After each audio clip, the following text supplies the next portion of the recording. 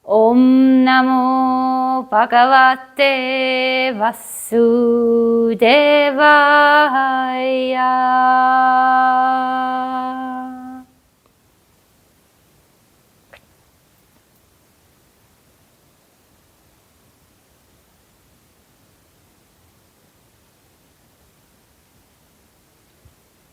Et maintenant, vous entrez dans cet silence. Vous observez à nouveau tout ça, ce que vous venez déjà d'observer tout au commencement.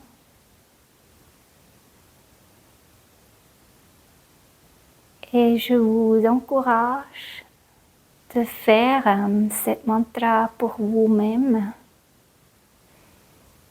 Et il y a différentes choses à vous proposer. C'est très intéressant de vous observer pendant la mantra quand vous chantez. Ça se fait automatiquement. Portez un œil sur ça. C'est intéressant quand vous chantez, vous allez percevoir peut-être des petites phases où ça pense encore. Ça vous dit je suis correct. Et ça qui est aussi très bien, c'est d'observer sa posture. Parce qu'on se rend compte pendant le mantra, quand ça fesse un peu, on se remet toujours dans l'alignement, dans l'allongement pour bien pouvoir garder cet alignement ciel-terre. Et du coup, vous allez remarquer, quand vous allez expérimenter tout cela, que tout devient très automatiquement et qu'il n'y a plus de pensées. Que vous chantez, vous êtes là et vous êtes quasiment vide. Et après avoir chanté, soyez pleinement présente à cet silence, à ce calme qui va s'installer à l'intérieur de vous.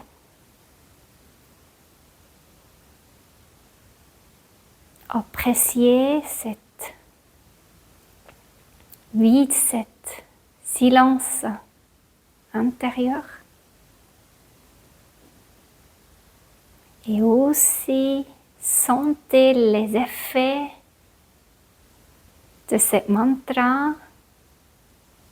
sur votre être. Les mots prononcés vont avoir un grand effet, un grand pouvoir aussi énergétiquement.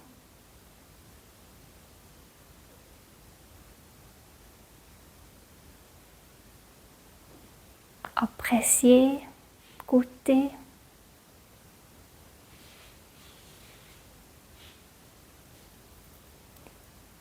Et je vous souhaite beaucoup de plaisir avec cette mantra. Namaste.